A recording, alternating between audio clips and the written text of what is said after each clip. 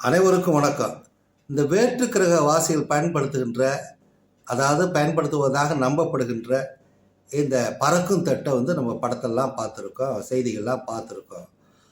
அந்த வடிவத்தில் ஒரு கார் பறந்து சென்றால், தயார் செய்து கார் பறந்து சென்றால் வானத்தில் எப்படி இருக்குங்கிறத கற்பனை செய்து பார்க்கிற பொழுது மிகவும் சந்தோஷமாக இருக்கிறது.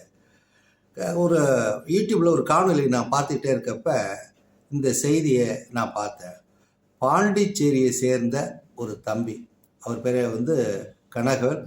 +2 வரைக்கும் தான் படிச்சிருக்கிறாரு. தன்னுடைய அறிவாற்றலால் அவர் இந்த செயலை செய்து கொண்டு இருக்கிறார்.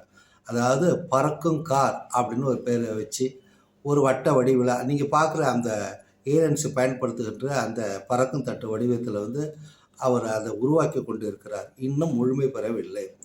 அவர் 8 என்ஜின்கள்லாம் பயன்படுத்தி அந்த இதை நான் எப்படி பறக்க வைப்பேங்கிறதுலாம் விவரித்து சொன்ன விதம் நிச்சயமாக அவர் வெற்றி பெறுவார் என்பது தான் குறிக்கிறது.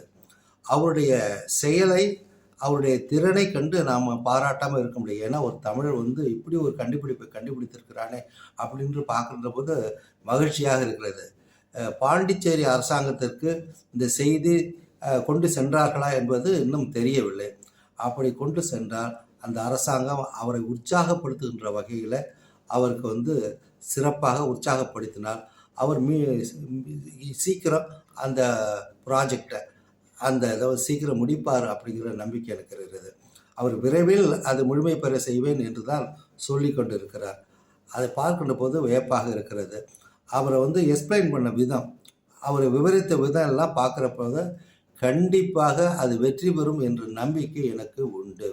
எனவே அவருடைய இந்த விஞ்ஞான கண்டுபிடிப்பு, அதாவது பறக்கும் கார், வெற்றி பெற இறைவனை வேண்டுகின்றேன். அதே போல் அவரை வாழ்த்துகின்றேன். நன்றி, வணக்கம். அவருடைய பெயர் கனகவேல். அதை நம்ம நினைவு கொள்ள வகையில் தான் இந்த காணொலியை நான் பதிவிடுகிறேன். கனகவேல் தம்பி அவர்களுடைய முயற்சி வெற்றி பெறணும் அப்படிங்கிறத இறைவனை நாடியும் நான் வாழ்த்துகிறேன். நன்றி, வணக்கம்.